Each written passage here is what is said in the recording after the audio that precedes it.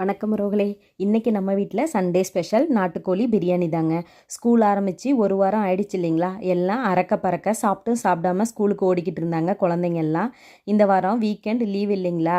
சரின்னு சொல்லிட்டு பெரிய குட்டி எனக்கு சிக்கன் பிரியாணி வேணும்னு சொல்லி கேட்டாங்கங்க. காட்டிலையுமே களை வெட்டுற வேலை நடந்துக்கிட்டு இருந்துச்சு. சரி, இருந்தாலும் குழந்தைங்க கேட்கும்போது பண்ணி கொடுத்துட்டோன்னா அவங்களுக்கும் அதில் ஒரு சந்தோஷம், திருப்தியாக சாப்பிடுவாங்க அப்படின்னு சொல்லிட்டு ஒரு கோழி முட்டையோட வந்துச்சுங்க. உடனே அந்த வெடைக்கோழியை பிடிச்சாச்சுங்க. பிடிச்சி நாட்டுக்கோழி பிரியாணி பண்ணிகிட்ருக்குறேங்க.